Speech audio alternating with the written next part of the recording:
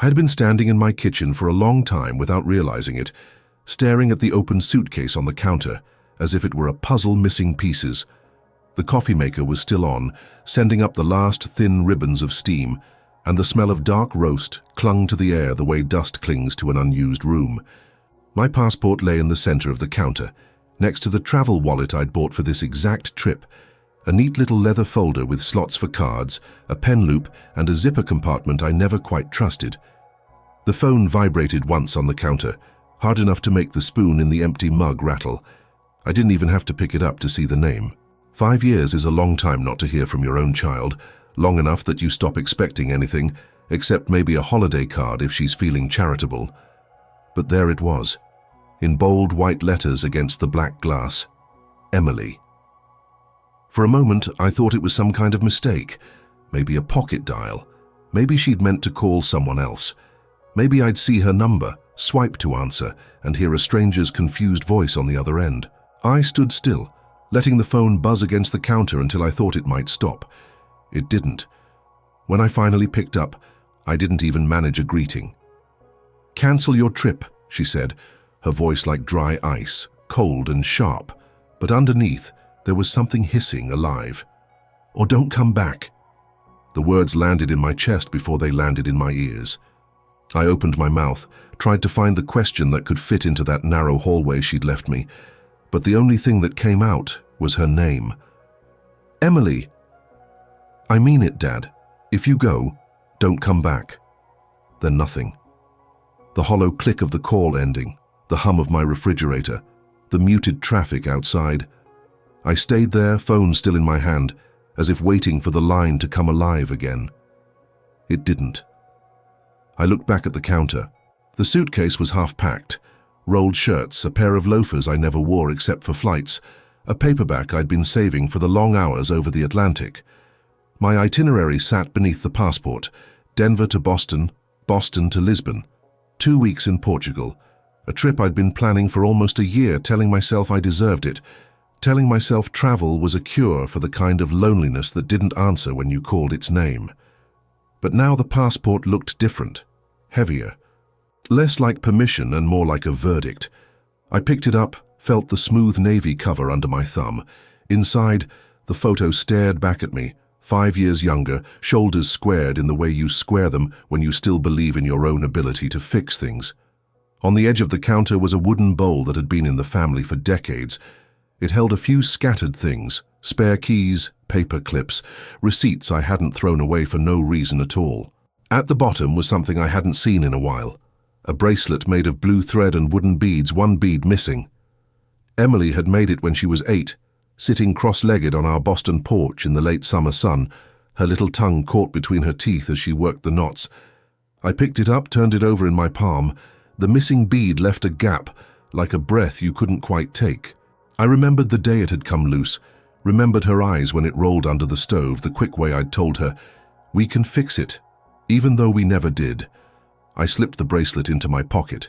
The thread felt rough against my fingertips, a reminder that some things wear down whether you use them or not.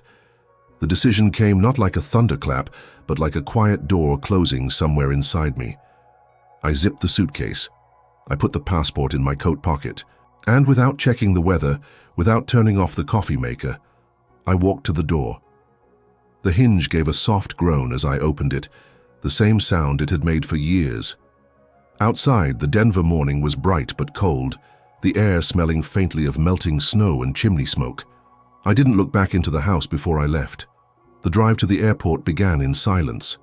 No music, no radio news, just the sound of the tires carving through patches of slush on Spear Boulevard. The streets were still half asleep. A few delivery trucks idled at intersections, their exhaust hanging in the air like slow-moving ghosts. The low winter sun was cutting sharp angles between the buildings, catching the glass windows in brief flashes that made me squint. I kept my right hand in my coat pocket, fingers wrapped around the blue thread bracelet. The wood of the beads felt dry, warmer than the air, and the frayed threads scratched against my palm. It was strange how an object could hold both a memory and an accusation. That bracelet had been a gift, a symbol of closeness, and then, over the years, it became something else. Proof, maybe, of all the small repairs I'd promised but never made. At a red light near the Auraria campus, I let my mind wander back to the day she gave it to me. Emily had just returned from summer camp. She came running up the walkway, her backpack bouncing against her shoulders, and in her hands this small loop of blue. "I made it for you," she'd said, cheeks flushed from the run. "It's not perfect, but you can wear it even if you're a dad." I'd laughed, told her I'd never take it off. For a while I didn't, until the day I slipped it into a drawer for safekeeping, which was really just the beginning of forgetting. The light turned green. I shifted my grip on the wheel. Ahead, the white tents of Denver International Airport began to peek over the horizon, their peaks like frozen sails against the pale sky. As I merged onto Peña Boulevard, the phone in the cup holder buzzed once. A text from my sister, Karen. "Heard you're leaving today, call me." Seconds later, another. "Michael, you should talk to Emily." I didn't answer. I wasn't ready to say out loud that she'd already called me, and that what she'd said might be the reason I wasn't coming back from this trip at all. A hawk traced lazy circles above the highway, its shadow gliding over the hood of my car for just a moment before breaking away. I found myself envying that slow, deliberate movement, the way it could watch the ground without ever touching it. By the time I pulled into the East Economy lot, my hands were cold despite the heater running full blast. I parked, killed the engine, and sat there for a moment staring at the terminal in the distance. The glass caught the sunlight, turning it into a shifting wall of brightness. The hum of the engine faded, replaced by the muffled rush of airplanes overhead. I grabbed my suitcase from the back seat, slung the strap of my messenger bag across my chest, and started walking toward the shuttle stop. The wheels of the suitcase clicked rhythmically against the concrete, each sound carrying the same question Emily had left me with. Cancel your trip, or don't come back. I didn't know yet which I was going to do, but the bracelet in my pocket felt heavier than the passport in my coat. The shuttle to the terminal arrived with a sigh of hydraulics.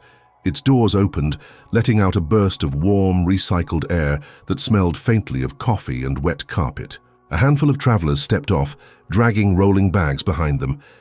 I climbed aboard, suitcase bumping each step, and found a seat by the window. As the shuttle pulled away, the airport loomed larger, its white canopy roof dipping and rising like a frozen wave. I watched the snow along the edges of the roadway, crusted and grey from weeks of plows and passing cars. Everything felt like it had been in place for a long time, untouched, unchanging, except for me. A family sat across from me, a mother in a red coat, a father with a baseball cap, and a boy no older than 6. The boy pressed his hands to the glass, pointing at every airplane he saw as if each one was a miracle. His father leaned close to explain where they might be going, Chicago, maybe Houston, and the boy nodded as though those places were treasures he could put in his pocket. I tried not to look at them, but my eyes kept drifting back. Emily had been that age once. Back then, the sound of my voice could still make her turn her head in a crowd. I'd taken her to Boston Logan just once when she was 7 for a quick weekend to visit her grandparents. She'd been so excited to fly that she wouldn't sit still at the gate, hopping between chairs and peppering me with questions. Where do the planes sleep? Do they have dreams? I'd made up answers. Something about airplane dreams being full of clouds shaped like animals. She'd laughed so hard her cheeks hurt. Somewhere along the years, those questions had stopped coming, and I'd stopped noticing they were gone. The shuttle slowed and came to a stop at the terminal curb. I stepped down, the cold air biting instantly at my cheeks. Inside, the sliding glass doors whooshed open, and I was swallowed into the churn of the airport, voices echoing, wheels clattering against tile, the occasional overhead announcement calling for a late passenger. The smell hit me first, coffee brewing, soft pretzels warming under heat lamps, and the faint chemical tang of floor cleaner. Above me, the ceiling arched high, lit with skylights that let the morning sun pour in. A saxophonist near the entrance was playing a slow, mournful version of Somewhere Over the Rainbow, his open case at his feet, sprinkled with a few small bills and coins. I followed the signs to security, weaving through the moving tide of travelers. Her man in a suit brushed past me, muttering into his phone. Behind me, a group of teenagers laughed too loudly, the sound bouncing off the glass walls. When it was my turn at the conveyor belt, I emptied my pockets: phone, wallet, keys, and the bracelet. For a second I hesitated, the blue thread tangled between my fingers. It felt wrong to let it out of my grip, but the TSA agent was already watching. I set it in the bin beside my watch and stepped through the scanner. On the other side, I gathered my things quickly, sliding the bracelet back into my pocket like it might vanish if I left it in the open for too long. I could feel the shape of it against my leg as I walked toward my gate, each step heavy with the thought that Emily's voice was still in my ear, sharper than the cold. "Cancel your trip, or don't come back." My gate was at the far end of the concourse, where the carpet changes pattern, and the announcement seemed to arrive a half-second late, as if the sound has farther to travel. I walked slowly, letting the flow of other passengers pass around me, people with confident strides, people who belonged to departures the way I used to. The windows along the right side threw rectangles of winter light across the floor. In one of those bright pools, a toddler sat cross-legged, slapping a boarding pass against her knee, while her mother tried to refasten a sneaker. The child's laughter bounced, then thinned, then disappeared as I moved on. At the gate, I chose a seat that gave me both a view of the runway and a line of sight to the counter. A man 2 chairs over was eating a breakfast burrito that leaked orange onto its foil. Across from us, a woman in a navy blazer kept reading the same paragraph of a paperback, her thumb rubbing the page like she was trying to warm the words. The speaker above us coughed and declared a delay for a Detroit flight. The chorus of polite groans rose and settled. Behind the glass, a de-icing truck inched toward a plane, its articulated arm lifting, mist blooming in a white, hesitant cloud. I took out my phone and, without meaning to, opened the email account I use the least. The one I created years ago for notes to myself and the occasional travel reservation. The inbox felt like a storage unit I only visit when I need something I can't quite name. I scrolled without focus, past subject lines that read like wrong turns. "Sorry I missed your call. We can reschedule next quarter projection." And then, pinned near the top where I had left it, 4 words that I have been carrying like a stone. "You always say you're coming. Emily's message, 5 years old, timestamped 9:42 p.m. I tapped it open even though I know every pixel. You said you were coming to the poetry night. You always say you're coming. I can't ask you anymore. No hello. No punctuation at the end. Just a closing of a door that didn't slam, a door that pressed gently into its frame and latched. I had written back, I remember. I had crafted a careful apology with reasons and the shape of a plan. I had never sent it. The draft still sat in the outbox like a preserved insect, intact, pointless. I closed the email app and stared at my hands, palms up on my thighs, as if they might offer evidence that I am capable of carrying something without dropping it. The bracelet in my pocket made a small ridge against the fabric. I took it out, turned it over. The missing bead left a space that my thumb kept finding, as if grief had a groove. I slid the loop over my wrist and pulled until the thin knot met skin. The thread caught a hair and made me flinch. The tiny pain felt right-sized, honest. I flipped my wrist palm up. The blue looked good against my winter-pale skin, not pretty, just true. "Final call for Flight 273 to Boston," the agent announced at the neighboring gate. People rose in unison, the choreography of going being the only ballet we all remember. My flight to Boston still read, "On time." Lisbon waited on the other side of that. Karen called. I let it ring once, twice, then answered, because the alternative felt like a smaller version of the mistake I kept making. "Hey," she said, voice brisk and bright, like she'd carried it from a warmer room. "Are you boarding?" "Not yet." "Michael, listen." She exhaled, and the brightness dropped a few degrees. "I don't want to worry you, but Laura's been off. Doctors, tests, she hasn't told me much. I only know because she asked me to walk her dog last week after an appointment. I saw pamphlets on her table, oncology. I didn't snoop, they were just there." The words scratched down my spine.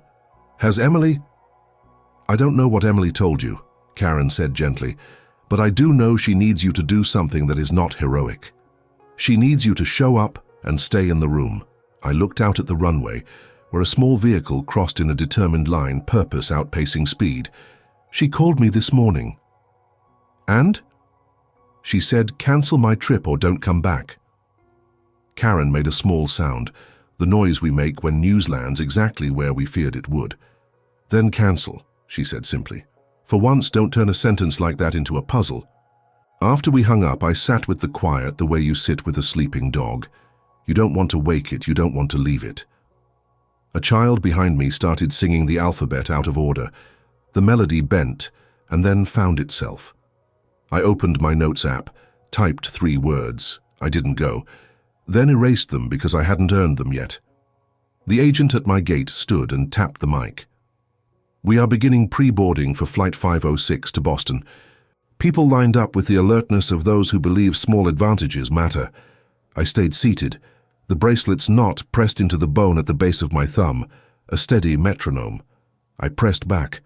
On the far wall, a mounted TV played a loop of Denver tourist footage, bikes on a sunlit trail, beer poured in a frosted glass, a mountain panorama that ignored weather and illness and old emails. The volume was off. Captions crawled. I tried to read them like fortune cookies. They said nothing useful. I took the passport from my jacket and cracked it open to my photo. The man there looked ready to answer a customs officer's question. He looked like he believed the right stamp is a kind of absolution. I closed it and slid it back into my pocket. My hand stayed on it an extra beat like I was checking a pulse. Boarding Group 1. Headphones were adjusted. Straps were lifted. I waited for the tug of habit to pull me up. It did not. Instead, something older shifted. Something like a hinge that had rusted, then finally gave. I stood, but not to join the line. I stood to walk to the windows. Out there on the tarmac, a ground crew worker lifted 2 gloved hands and windmilled a plane into place. Another knelt to secure chocks under a wheel. Motions precise, unshowy, absolutely necessary. The important work was happening where hardly anyone looked. I took my phone and typed the shortest message I've ever sent my daughter. I'm not going. I stared at it for 3 breaths. I pressed send. The bubble turned blue, a tiny, unceremonious delivery. No reply came. The silence was not approval, but it was space. I sat again and felt, for the first time in a long while, the small relief that arrives when you do the right thing before you can argue yourself out of it. The right thing was not big. It was the opposite of big. It was staying. Outside, a de-icing truck lifted its nozzle and wrote a pale, dissolving script across the wing. I watched until the letters vanished into the ordinary white of the day. I didn't rush out of the terminal. The decision had been made, but my body still moved like I was catching a flight. Measured steps, scanning signs, the automatic check of my boarding pass in my pocket even though it no longer meant anything. I found an empty row of chairs near a cafe that smelled of burnt espresso and cinnamon rolls. From there, I could see both the security checkpoint and the entrance to the baggage claim level. Travelers passed in both directions, arrivals with their faces set in relief, departures wearing that restless forward tilt. I thought about calling Emily again. I pictured her phone vibrating on a table, her glance at the screen, her choice to let it stop on its own. I didn't want to hand her that power out of pride. I wanted her to have it because she deserved to decide when and how we spoke. But still, my fingers hovered over her name in my contacts. Instead, I called the airline. The hold music was a tinny loop of piano chords, interrupted every 30 seconds by a recorded voice thanking me for my patience. I booked a later flight back to Denver, 3 hours from now. The agent asked if there was a reason for the change. Something came up, I said. It was the most honest answer I had. When I hung up, I took the bracelet from my wrist and turned it in my hands. The missing bead gaped like a tooth knocked out long ago, the kind of gap you stop noticing until someone points it out. I thought about buying a replacement bead at one of the airport gift shops, something blue, maybe a piece of glass from the tourist jewelry section, but that felt wrong. The absence was part of the truth. The cafe behind me hissed with the sound of milk steaming. I closed my eyes and let it pull me back to a morning years ago, in the cramped kitchen of the Boston condo. Emily was 9, sitting at the table in a flannel pajama set, her hair still rumpled from sleep. I was making pancakes. burning the first one, flipping the next with exaggerated flourish to make her laugh. She'd been talking about a field trip to the aquarium. "You should come," she'd said, and I'd made a joke about needing to get a permission slip signed for myself. She'd laughed, but then she'd said quieter, "I mean it, Dad." I hadn't gone. I'd told myself she wouldn't miss me with her classmates and teachers there. But later, when I picked her up from school, she'd been quieter than usual, her paper hat from the gift shop bent and crumpled in her hand. I'd asked how it was, and she'd said, "Good," in the flat tone that meant something had been left out. The airport announcements jolted me back, a boarding call for a flight to Dallas, a reminder to watch your bags. I slipped the bracelet back on, tightening the knot until it bit into my skin. My phone buzzed. A text from an unfamiliar number. "This is Denise, Laura's neighbor. Emily was here earlier. She found a box in Laura's closet with her name on it. It had letters inside. From you. She took it. She left upset. I read it twice. Letters. My letters. The ones I'd written in the first years after the divorce, mailed every week. I'd thought they'd been ignored, maybe tossed. Instead, they'd been stored away, out of sight. I pictured Emily standing there with the box open, the paper edges yellowed, my handwriting lined up like soldiers that had never been sent to battle. I didn't know if she'd read them yet. I didn't know what she'd feel if she did. But I knew one thing. I couldn't leave this airport without trying to see her. I stared at the message from Denise until the words seemed to swell and shrink on the screen, as if my eyes couldn't decide what size this truth should be. The sounds of the airport faded, the boarding calls, the rattle of wheels over tile, the hiss of the espresso machine behind me. All I could hear was the dry pulse in my ears, the letters. Every Sunday night after the divorce, I'd sat at my kitchen table with a cup of coffee gone cold, writing to Emily. Sometimes just a page about my week, sometimes 2 or 3 pages about something I'd seen. A bird resting on a stoplight in the snow, a kid practicing violin in an open window across the street. I'd wanted her to know I noticed things, that I was still here even if I wasn't there. I'd mailed each one carefully, picturing her opening them in her room, maybe even saving some in a box of her own. Now I knew the box had existed, but not because she'd kept it, because Laura had. And for reasons I didn't yet understand, she hadn't shared them. That knowledge landed like a dull blade between my ribs. I typed back to Denise, "Thank you for telling me." My thumb hovered, wanting to ask what Emily had said when she left, what her face looked like, but I erased the question. Some things I needed to hear from Emily herself, not secondhand. The intercom called final boarding for the Lisbon flight, my original flight, the one that was supposed to carry me across an ocean and keep me from asking any of these questions. I imagined being on that plane right now, ordering a small plastic cup of wine, telling myself I'd deal with this when I got back. The thought felt like a kind of erasure I'd committed too many times before.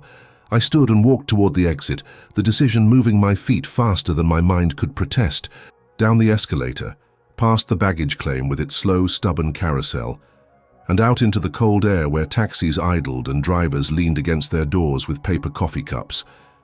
My breath plumed in front of me, mixing with the steam from their exhaust. Instead of a cab, I headed for the train platform. The airport rail line ran straight into Union Station downtown, and from there I could figure out how to get to Boulder. Emily's address was still in my phone, sent years ago for a birthday card I'd never actually mailed. On the train, I found a seat by the window and watched the airport recede, the tents becoming pale smudges against the horizon. The sky was that pale winter blue that looks like it's been rinsed too many times. My reflection in the glass was faint, my face overlaid with the blur of warehouses, billboards, and stretches of brown prairie. I pulled the bracelet off my wrist and held it in both hands. The frayed thread was rough against my fingers. I could see the spot where the missing bead should be, the knot tied too tightly to undo. It struck me that if I'd fixed it years ago, I might not remember the day it broke. Maybe some things aren't meant to be restored to their original state. Maybe the flaw is the only reason you keep looking at them. Halfway to the city, my phone buzzed again. This time it was Emily. Not a call, just a text. Why now? I stared at it, the question both too small and too big to answer. Because you told me to. Because someone told me about the box. Because I can't stand the thought of you reading those letters without me here to own them. I typed none of that. Instead, I wrote, because I should have a long time ago. I sent it and watched the train's reflection swallow the words whole. The train rattled through the outskirts of Denver, past chain-link fences leaning under the weight of wind-blown plastic bags, past silent parking lots where snow sat in uneven patches like someone had tried to erase winter with a dirty eraser. Each passing mile felt like a countdown, though I wasn't sure to what, an opening, a collision, maybe both. Emily didn't text back. Her silence had its own texture, dense, deliberate, almost physical. I kept my phone on my knee, screen up, the way you do when you're hoping for an answer but don't want to admit it. The bracelet lay coiled in my palm like something alive, the frayed thread brushing my skin every time the train swayed. We pulled into Union Station just before noon. The glass roof arched high overhead, catching weak sunlight and breaking it into thin, deliberate stripes across the platform. I stepped out into the echoing air, the sound of rolling suitcases and shoe heels blending into a strange kind of music. Inside, the station smelled faintly of strong coffee and floor polish. Travelers sat with coats draped over their chairs, faces tilted toward departure boards like they were reading fortunes. I walked past the ticket counters and out onto Wynkoop Street. The cold hit me immediately, thin, dry, and sharp enough to make my eyes water.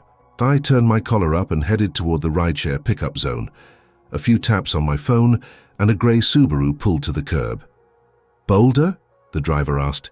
"Yeah," I said, sliding in.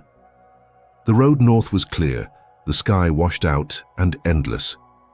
We passed flat fields edged with brittle grasses, small towns with gas stations standing alone like punctuation marks. My reflection in the passenger window looked older than I remembered, lines deeper, eyes more tired. I thought about the first time I'd driven this road after Emily moved here, telling myself I'd stop by, maybe surprise her with lunch. I never did. I'd passed the Boulder exit and kept going to Estes Park instead, convincing myself she was probably busy. That lie had been so easy to swallow I'd barely noticed it going down. The driver made small talk about the weather, the cost of living, how the mountains looked best just after the first snow. I nodded in the right places, but didn't say much.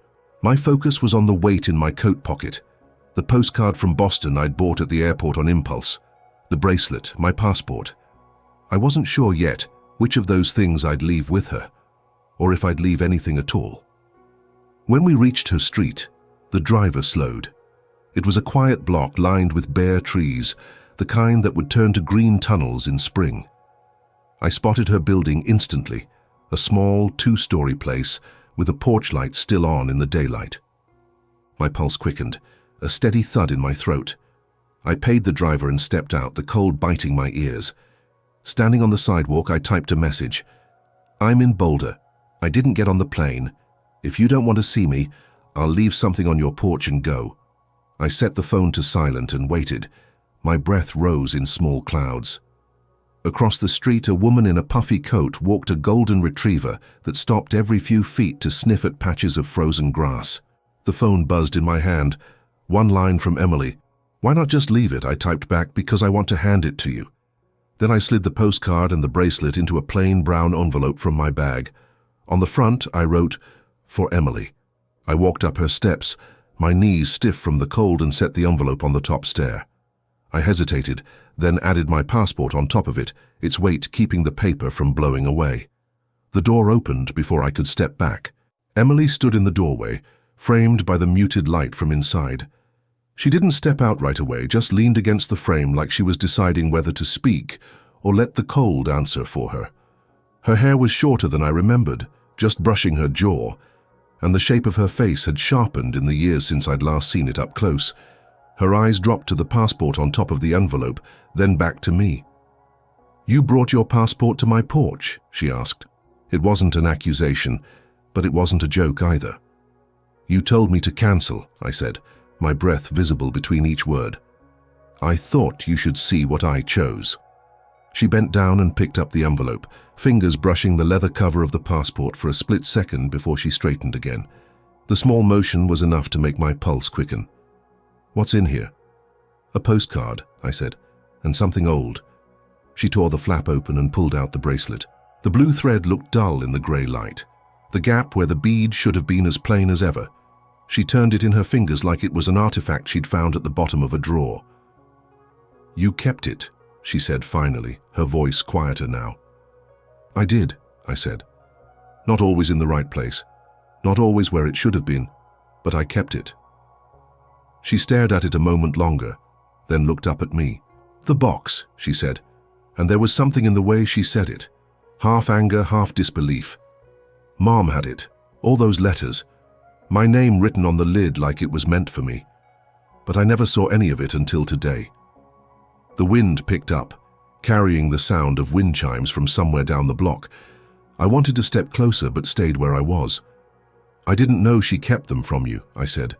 "When you didn't write back, I told myself you weren't interested, that it was better to give you space than push my way in." "That's a convenient story," she said, "and there was no malice in it, just fact." "I told myself a lot of stories," I admitted. "Some to protect you, most to protect me." Her gaze dropped to the bracelet again. She ran her thumb over the missing bead's gap. "I read them," she said, her voice tightening. "All of them. I felt like I'd been walking through my own house and found a locked room I didn't know was there, a room full of years I never got to live." "I'm sorry," I said. The words felt small, but they were the only honest ones I had. She slipped the bracelet back into the envelope and pressed it into my hands. "If you're going to be here," she said, "fix it." I nodded. "I'll try." "Not try," she said, her tone sharpening just enough to catch me off guard. "Do it." Then she stepped back inside, leaving the door open just a crack longer than necessary before it clicked shut. I stood there for a moment, the envelope in one hand, the passport in the other, the wind threading between my fingers. Then I walked back down the steps, the sound of the door's latch still sitting heavy in my ears. I didn't go far. Just to the corner, where my car was parked under a skeletal tree that rattled in the wind. I sat inside with the engine off, holding the envelope in my lap. The bracelet was inside, coiled and light, almost absurdly small compared to the weight it carried. I thought about just driving home, but the word "fix" kept echoing in my head, not as a command but as a dare. Emily had said it like she meant the bracelet, but also everything else that had frayed and broken between us. The kind of damage you don't repair in one night, maybe not in 1 year, but still. There it was. The nearest craft store was a 15-minute drive. I remembered seeing it once from the highway. A squat building with faded banners and parking lot asphalt, cracked from too many winters. Inside, the air smelled faintly of glue and dry cardboard. Aisles of buttons, zippers, and spools of thread stretched under buzzing fluorescent lights. I found the bead section near the back, rows of small clear boxes like miniature treasure chests. I searched for something identical to the missing bead, but couldn't find it. In the end, I picked one that was close in size but darker in color, a deep brown with a faint reddish undertone.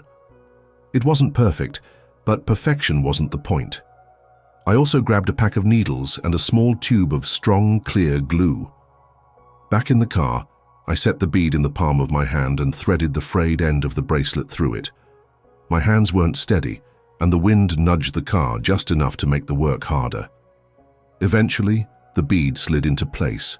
I retied the knot, added a tiny drop of glue and held it until it set. It looked different. Not new, not original, but whole in a way it hadn't been in years. The bead didn't match the others, and maybe that was better. A repair should show, I thought. It should carry the mark of what was broken and the effort it took to mend it. I snapped a photo of the bracelet in my palm and sent it to Emily with a short message. "It's not the same, but it's whole." Then I drove aimlessly for a while, through streets I used to take when Emily was little, past her old school, the park with the uneven swings, the ice cream shop that still had the same crooked sign in the window. An hour passed. My phone stayed silent. By the time I pulled into my driveway, the sky was deepening toward night, and the air carried the kind of cold that seeps into your bones. I sat in the car for a long moment before going inside, not ready to face the quiet of the house. When I finally did, I set the bracelet on the kitchen table. My phone was charging by the couch. There was one new message from Emily. Mom has a scan at 10 tomorrow, St. Joseph Hospital. You don't get to turn it into your moment. You just sit. Okay? I typed back, okay. Then after a pause, I added, I'll be there. I barely slept that night.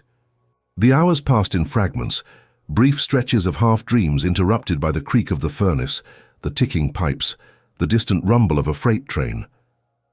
When dawn finally arrived, it wasn't the golden kind you see in postcards. It was pale and uncommitted, sliding through the blinds in thin stripes that barely touched the floor. I dressed quietly, as if not to disturb the air itself. Clean shirt, pressed jacket, nothing flashy. The bracelet went on last. The new bead sat there against my skin like a small punctuation mark, darker than the others, impossible to ignore. I caught myself turning my wrist over, checking its weight. The drive to St. Joseph took 20 minutes. I parked in the visitor garage and stepped out into air that smelled faintly of de-icer and exhaust.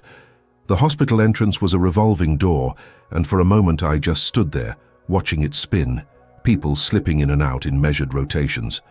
Then I stepped inside. The lobby was all polished tile and muted lighting. A volunteer at the information desk greeted me with a practiced warmth and pointed me toward the elevators. I found Emily in a waiting area just off the main hall. She was standing near the coffee counter, holding a paper cup in both hands like she needed its heat to stay grounded. She saw me but didn't wave. I walked over, keeping my pace steady, like approaching too quickly might spook her. "Morning," I said. She handed me a cup without meeting my eyes. "I got you black. That's still how you take it?" I nodded. "Still is. Thanks." We sat in two chairs pushed a little too close together for comfort. The silence wasn't hostile, but it wasn't easy either. Around us, other families whispered or stared at the muted TV mounted in the corner. A nurse in blue scrubs came and went through the double doors, the sound of her shoes clicking against the linoleum. When the elevator opened again, Laura appeared. She was pushing herself in a wheelchair she clearly didn't want, her coat draped over the back. Her hair was pulled into a loose knot, and her face was pale in a way that had nothing to do with the season. "Hello, Michael," she said, like she was testing the name for cracks. "Hi, Laura." My voice came out softer than I expected.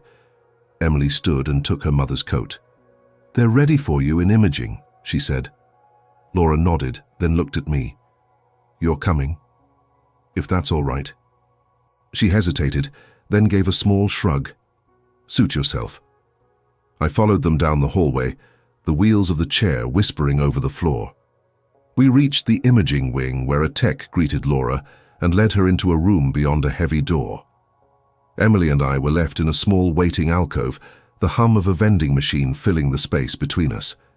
She leaned forward, elbows on her knees. "I asked her about the letters," she said quietly.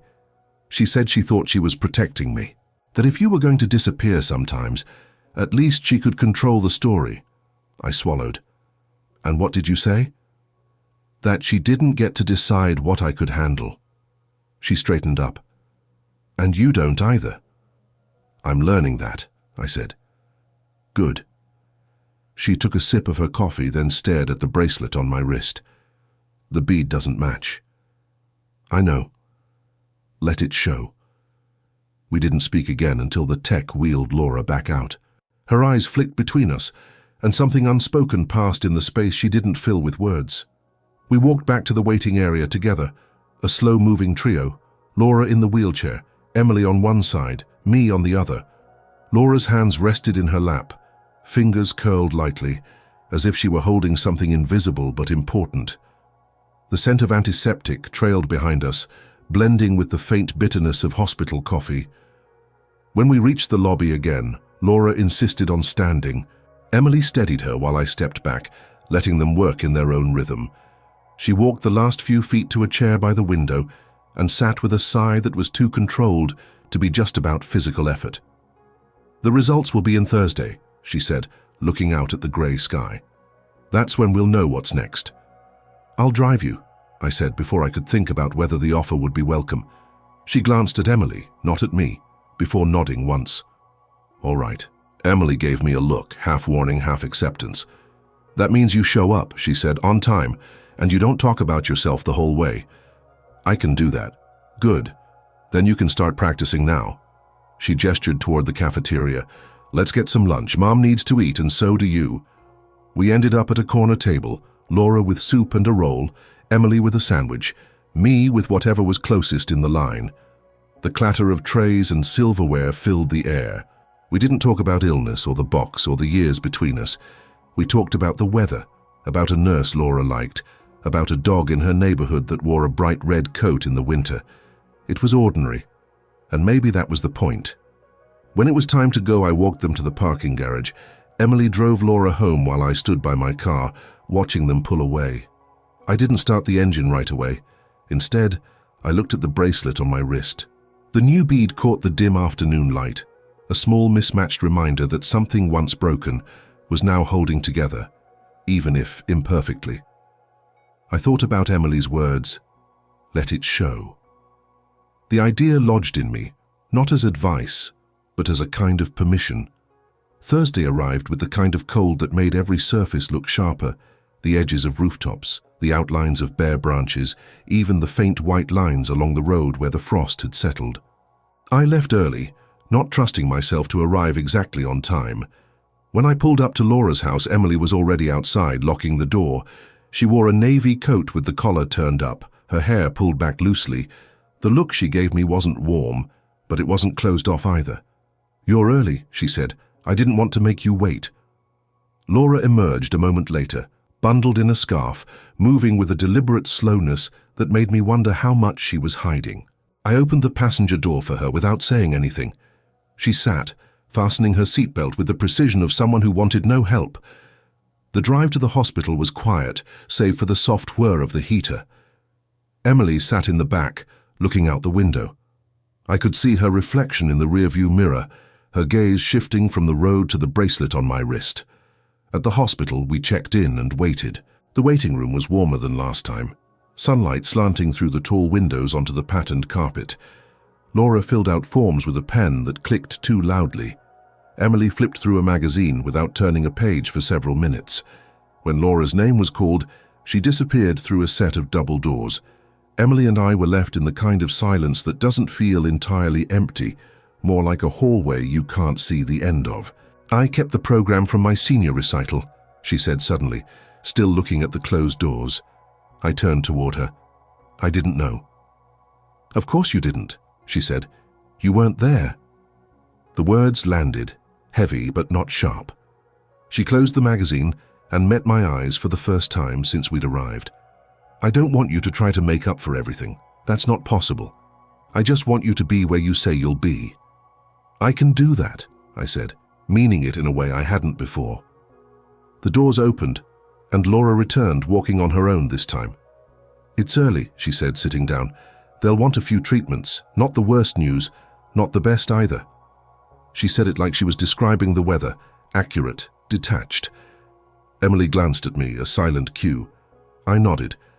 "I'll take you to everyone you want me to." Laura hesitated, then said, "That might be helpful."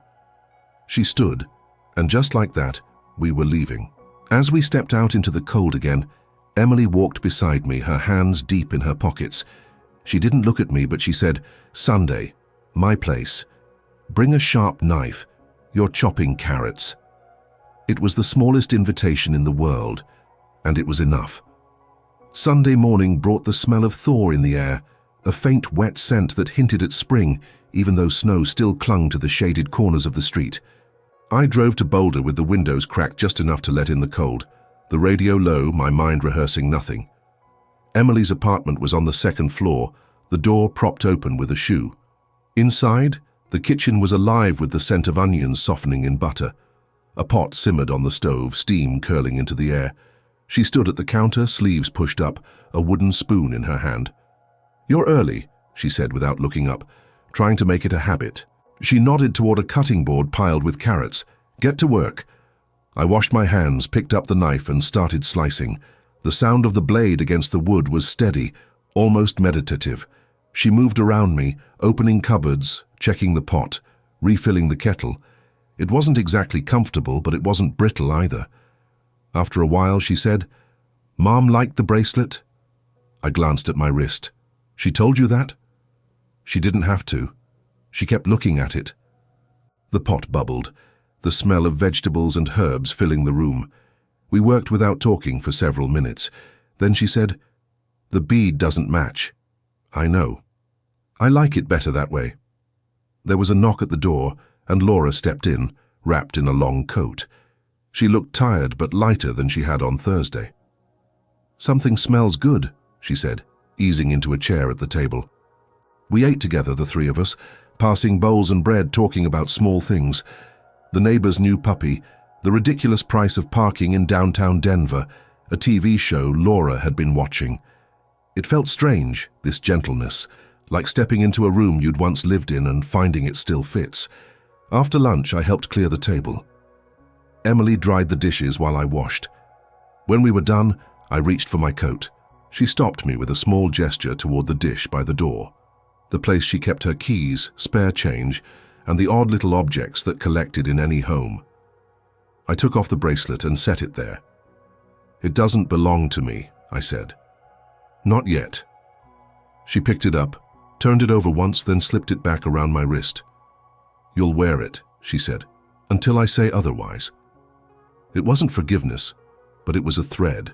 The infusion room was warmer than I expected, the kind of heat that made you aware of your own pulse. Rows of recliners lined the windows, each one with a small table and a stand holding a slow-dripping bag.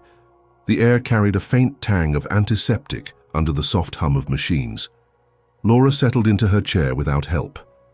Emily took the seat beside her, unwrapping a scarf from her neck. I stood for a moment, not sure where to put myself, then pulled up one of the extra chairs along the wall. "You can sit closer," Emily said, not looking at me. So I did. A nurse with kind eyes checked Laura's chart and started the line. Laura barely flinched at the needle. "Guess I still have a good arm," she murmured. Emily smiled faintly, and I noticed the tension in her shoulders ease just a fraction. We talked about nothing, the weather, the soup in the cafeteria, a neighbor's terrible taste in lawn ornaments. Every so often I'd get up to fetch ginger ale or a blanket, not because they needed them, but because doing something felt like part of staying. Halfway through, Laura dozed, her chin sinking toward her chest. Emily sat back, watching her. Then she glanced at me and said quietly, "I'm still angry." "I know. I don't want to pretend I'm not." "You don't have to," I said. "I'm not here for pretending." She studied me for a long moment, then looked away. "I don't know how long this will take for any of it." "However long it takes," I said, and meant it. The machine beeped softly, signaling the end of the treatment. The nurse unhooked the line, wrapping the tubing neatly. Laura woke, blinking, and looked from Emily to me. "Thank you," she said, not to one of us, but to both. We helped her into her coat and walked her out together, the three of us stepping into the thin afternoon light. The cold hit my face, clean and bracing. Emily's arm brushed mine as we crossed the lot, and though she didn't take my hand, she didn't move away either. At the car, she looked at me and said, "Sunday again. Bring bread this time." It wasn't much, but it was a door left unlocked. Sunday came with the smell of bread in a paper bag beside me on the passenger seat. I'd bought it from a bakery Emily liked, crusty on the outside, soft on the inside, the kind you could tear apart with your hands. The sky over Boulder was a pale, forgiving blue, and the air carried the faintest edge of thaw. Her door was already open when I walked up, the sound of simmering filling the hallway. Inside, the table was set simply. 3 bowls, 3 spoons, a dish for the bread. Laura sat at one end, her hair pulled back neatly, her hands folded on the table. Emily was at the stove, stirring a pot that smelled of tomatoes and herbs. "You're on time," she said, almost surprised. "I told you I would be." I placed the bread on the table and sat. There was no ceremony, no speech. We ate. Between spoonfuls, we talked about small things. Laura's neighbor who was teaching her cat to sit, Emily's class at the outdoor school, a trail I'd hiked the day before. No one mentioned the past. It sat with us anyway, but quietly, like a guest who'd finally learned to keep its voice down. After we'd finished, I helped clear the table. Emily rinsed the bowls, Laura dried them. When it was done, I went to put on my coat. That's when Emily spoke. Wait. She walked to the little dish by the door where keys and loose change lived. My bracelet lay there, the new bead dark against the old ones. She picked it up, turned it once in her fingers, then wrapped it around my wrist. Her hands were steady. "No more trips unless they make sense for both of us," she said. It wasn't an order. It wasn't even a warning. It was a boundary spoken in plain air. "I can keep that," I said. She tapped the new bead with her finger. "Let it show." I stepped out into the fading light, the bracelet warm against my skin. The street was quiet, just the sound of a distant dog, the soft hum of a car passing somewhere blocks away. I stood there for a moment, my breath clouding in front of me, and realized I wasn't thinking about where else I could be. Forgiveness hadn't arrived like a verdict. It had come like the first slice of bread passed across the table. Ordinary, sustaining, enough for now. If this story made you stop and think about your own family, I want to hear from you. Tell me in the comments what you would have done in Michael's place. Be honest, even if it's hard to say. Your stories matter, and someone else reading them might need to know they're not alone. And before you go, share this video with someone who needs to hear it today. Subscribe so you don't miss the next story, and stay with me. Your next video is right here on the screen.